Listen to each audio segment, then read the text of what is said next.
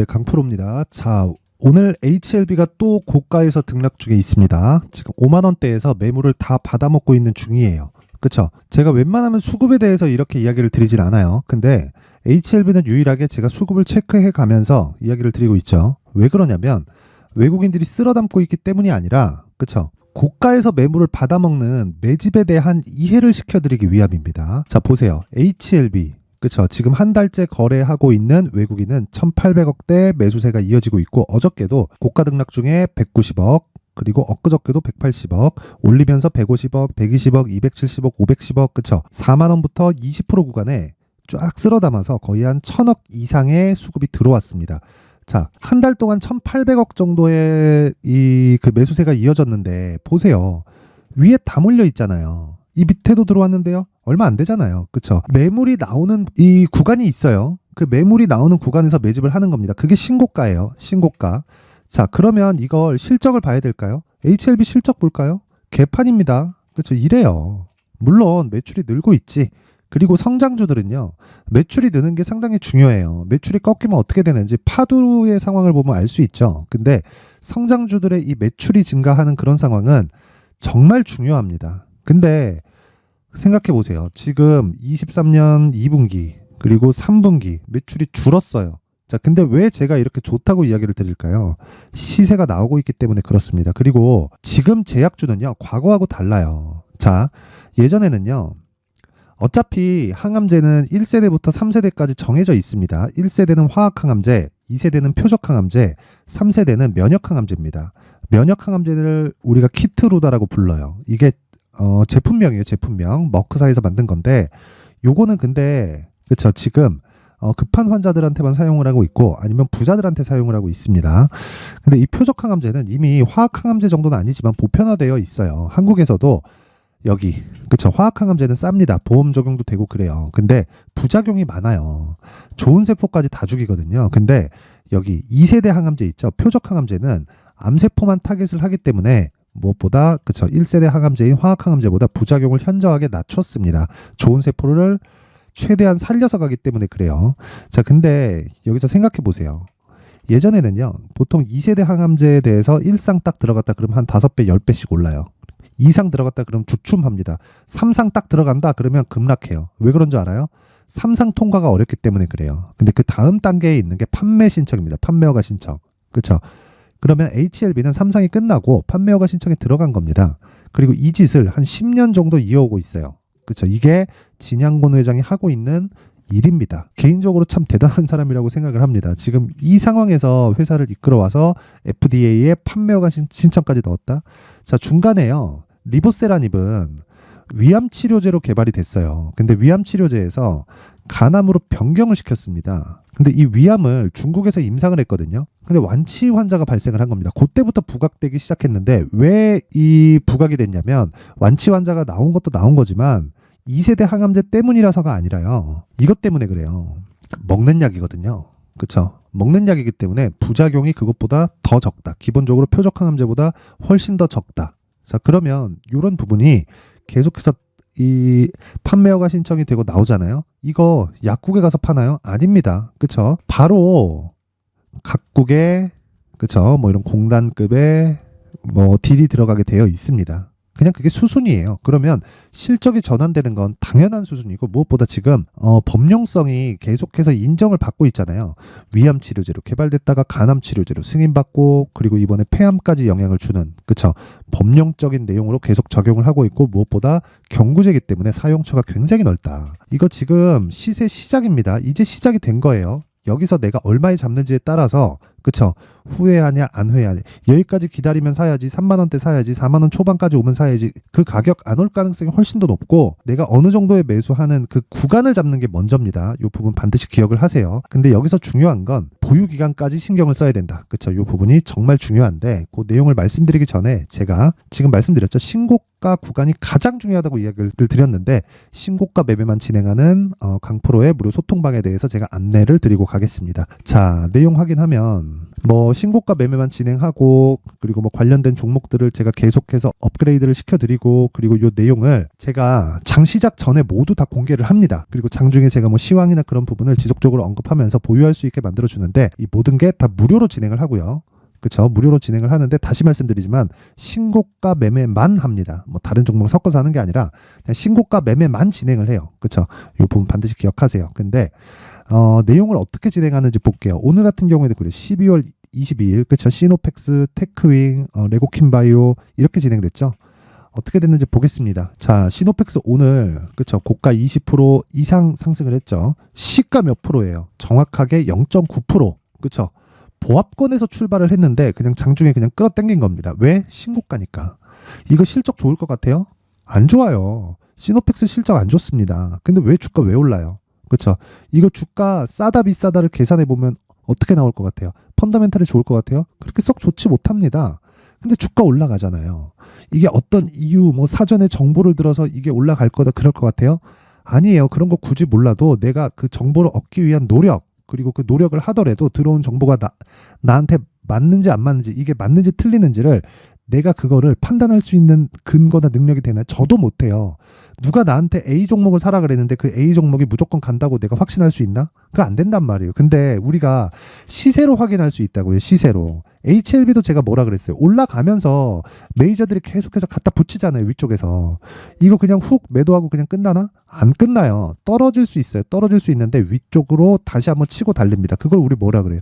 쌍봉이라고 하는 거예요. 그렇죠? 그래서 모든 주도주는 신고가 구간을 거치면서 나온다. 근데 신고가는 정배열 구간에서 나온다. 그렇죠? 그냥 올라가고 신고가 만들고 주가 막 폭등하고 이런 경우는 없어요. 정배열 만들고 신고가 만들고 그리고 그게 주도주가 되는 겁니다. 이게 선반영의 구조에서 명확하게 나와 있는 겁니다. 이 부분 반드시 기억을 하세요. 근데 그런 매매를 제가 여기 소통방에서 진행을 하고 있다. 그렇죠? 자, 그것뿐 아닙니다. 레고캔바이오 보세요. 레고캔바이오도 오늘 그쵸 신고가 딱 돌파하면서 어떻게 됐나요? 그쵸? 정확하게 장중 8, 종가 5%대 강세 이렇게 진행이 됐죠. 이것도 당연히 신고가죠. 레고캔바이오 적자입니다. 적자라서 하면 안 된다? 그런 상황을 만들지 말라는 거예요. 주가가 먼저 반영을 합니다. 근데 올라가는 과정에서 실적 확인이 안 되잖아요. 다 올라가고 빠져요. 그쵸?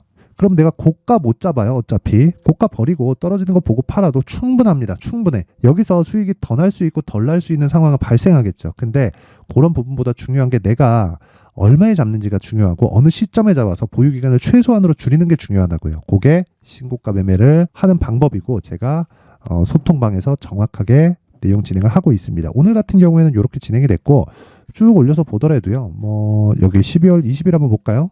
그렇죠. 시노펙스 또 나오죠. 그렇죠. 그리고 한익스프레스 뭐예요? 그렇죠. 한익스프레스 여기 정확하게 이날 25% 상승 마감이 됐고 다음 날까지 그렇죠. 14%더 올랐습니다. 고가에서 내가 그래 10% 더 못 먹고 이제 빠지네. 이제 매도 쳐도 몇 프로예요? 충분히 나와요. 충분히. 그렇죠. 이런 종목을 고를 수 있게 만들어 준다. 그리고 제가 정확하게 세 종목을 컨택해서 그렇죠. 최대 세 종목입니다. 한 종목이 갈 수도 있고 두 종목이 갈 수도 있는데 최대 세 종목을 넘지 않게 그렇게 진행을 하고 있고 한 종목만 더 볼게요. 쭉 올려서 보면 여기 또 있네요. 여기 12월 19일 이게 화요일인가 그럴 겁니다. 자 보세요.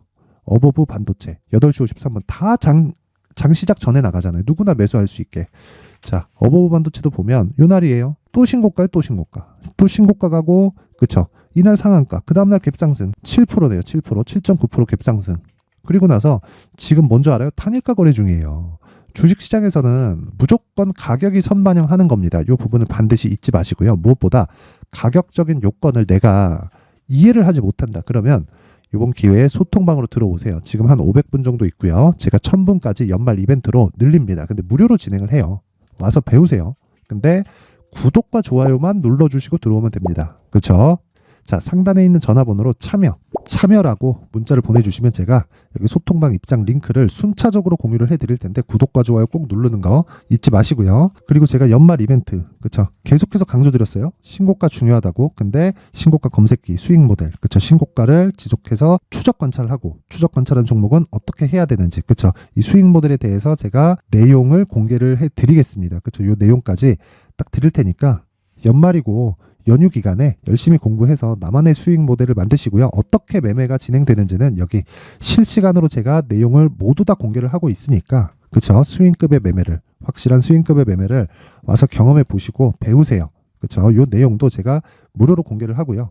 구독과 좋아요 부탁드리고 상단에 있는 전화번호로 참여라고 문자 보내주시면 제가 그 번호로 소통방 입장 링크, 그리고 수익 모델, 신고가 검색기까지 다 공유를 해드리도록 하겠습니다. 지금 문자 많이 와서 제가 확인하는 시간이 좀 걸릴 수 있으니까 보내고 조금 기다리시면 제가 전달을 해드리도록 하겠습니다. 자, 그리고 다시 HLB로 돌아와서 볼게요. HLB 뭐예요? 신고가죠. 그쵸? 이거 쭉 볼까요? 이 매물 그대로 받아먹고 있는 거죠. 그쵸? 이쪽 6만원대 가면 또 매물 나오겠죠. 올라가면 올라갈수록 매물 나올 겁니다. 근데 지금은 실적이 중요해요. 이제 HLB는 숫자를 찍어야 돼요.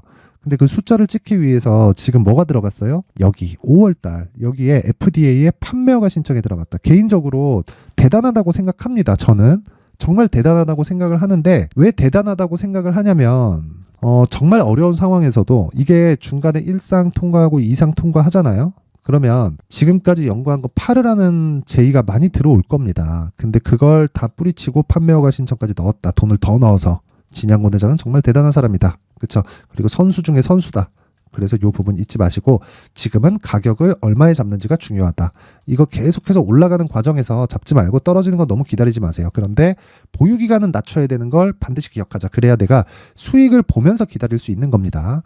자, 그 부분은요. 여기 제가 가격 그리고 단기 보유 전략을 준비를 해놨는데, 그쵸? HLB. 요거는 제가 20페이지에 걸쳐서 정말 상세하게 내용 준비를 했습니다.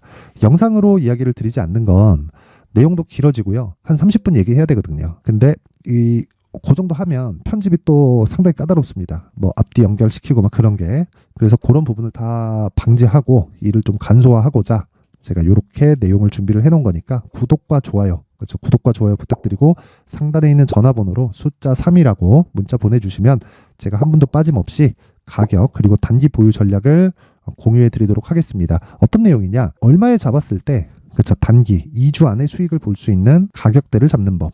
그리고 그건 신고가에서 나온다. 신고가는 선반영의 첫 번째 단계다. 이 구조에 대해서 이야기를 상세하게 드려놨고, 어느 정도 가격대에 잡아야 되는지, 그리고 나서 내가 보유 기간을 어떻게 잡아야 되는지 이 내용 딱 받아가서 공부하시고 그대로 적용시키면 됩니다. 너무 어렵게 생각하지 마세요. 주식 막 열심히 고민하고 고가에서 물리고 해봐야 시간만 가니까 이 내용 딱 받아가서 공부하고 나만의 수익 모델을 만드세요. 그렇죠? 그리고 HLB 이제 시작이니까 보유하신 분들, 스트레스 받으시는 분들 많았을 텐데 그런 부분 너무 걱정하지 마시고 보유해 가면서 내가 물량을 늘릴 수 있는 구간을 찾자. 이 부분 이해하시면 됩니다. 자, 그리고 제가 신고가에 대해서 강조를 드리니까 연말 그리고 연초에 어떤 종목을 잡았고 그리고 어느 이 방향으로 끌고 가야 되는지 그 내용에 대해서 제가 준비를 해놨으니까 영상 끝까지 시청하시고요. 모든 분들이 성공 투자하셨으면 좋겠습니다. 자, 제가 항상 신고가 종목에 대해서 강조를 드립니다. 자, 신고가 종목에 대해서 강조를 드리는 건 크게 시세가 발생하는 대시세 종목은 모두 신고가 구간을 거쳐서 발생하기 때문에 그렇습니다. 시장은요, 좋을 때도 있고 나쁠 때도 있어요. 그런데 대시세 종목은요, 시장이 좋든 나쁘든 그 숫자의 차이가 있을 뿐이고요. 매년 발생을 합니다. 올해 같은 경우에도 마찬가지예요. 23년이죠. 1월부터 로봇, AI 시세를 크게 발생을 시켰는데 이미 22년도 중반 후반에 신고가를 달성을 하고 매물 소화 과정을 거친 이후에 시세가 발생을 했습니다. 2월 달부터 2차 전지의 강세가 있었죠. 그런데 22년도에 이미 에코프로 같은 경우에는 신고가를 달성한 이후가 됐고요. 대장주가 강한 움직임을 보이다 보니까 그리고 나서 에코프로 PM 그리고 관련된 종목들이 강하게 시세를 내는 시작점이 만들어졌습니다. 3월부터는 그렇죠. 삼성전자와 하이닉스에 강한 움직임이 발생하기 시작했고요. 그러면서 한미반도체가 신고가를 달성을 했고 매물 소화 과정을 대략 한 2달 정도 거친 이후에 추가적으로 시세를 발생을 시켰습니다. 자, 어떤 종목이든 신고가를 거치면서 대시세 구간으로 들어간다는 거고 이런 대시세 종목에는 신고가라는 내용을 이해했을 때 이런 상황을 만들 수가 있는데 자, 보세요. 22년 11월 21일 날 정확하게 레인보우 로보틱스를 시작을 했고요. 이때 당시에 레인보우 로보틱스의 가격은 33,800원이었습니다. 실제 3달이 채 되지 않는 보유기간을 가진 이후, 그쵸? 한 100% 정도의 수익 실현을 할 수가 있었고요. 그 이후에 추가적인 상승이 나왔지만 내가 매수를 잘 했기 때문에 보유기간을 최소한으로 줄여서 가더라도 충분한 수익이 발생을 했다는 겁니다. 언제든지 저가를 잡을 수 없고 고가를 잡을 수 없기 때문에 내가 강조를 해야 되는 건 신고가 이후에 매수하는 구간, 그리고 첫 번째 수익 구간만 먹더라도 다음 종목으로 이동을 할 수 있다는 거죠. 실제 그리고 나서 3월 달에 반도체 종목에 대해서 계속해서 제가 강조를 드렸었고, 그런 이후에 매물 소화 과정을 거치고 5월 달부터 반도체 공략을 시작한 결과, 그쵸? 3달이 채 되지 않아서 ISC 그리고 한미 반도체까지 100%에 달하는 수익 실현에 성공을 했습니다. 그래서 계속해서 강조를 드리는 거예요. 시장은요, 좋을 때도 있고 나쁠 때도 있어요. 그런데 대시세 종목은 숫자의 차이가 있을 뿐이고요. 매년 발생을 한다는 거고 분기별로 나오게 됩니다. 물론 이런 종목을 모두 다 잡을 수는 없지만 지금 같은 경우에는요, 두 가지 내용으로 구분이 가능합니다. 첫 번째, AI 반도체 쪽으로 들어가야 되고요. 그리고 또 한 가지, 내년 4월에 있을 총선 테마가 지금부터 준비되어 있어야 된다는 거죠. 물론 이 두 종목 모두 신고가 종목에 있는 종목을 공략해야 되기 때문에 신고가 구간에서 매매를 해야 된다는 건 어떤 상황에서든 불변의 진리라고 보시면 됩니다. 자, 그래서 제가 AI 반도체 관련된 종목들은 강프로의 소통방에서 같이 공개를 하도록 하겠고요. 4월 달에 있을 총선을 대비한 대시세 종목은요, 이렇게 준비를 해왔습니다. 자, 내용을 한번 보시면, 그쵸? 큰 폭의 하락을 거친 이후에 장기간 횡보 구간을 거쳤고, 그리고 최근에 들어서 신고가를 만들어냈죠. 이후에 추가적으로 상승이 나오는 구간을 만들기 위해서 눌림목 구간에 있는 그런 상황이고요. 지금은 매집 구간에 있다고 보시면 됩니다.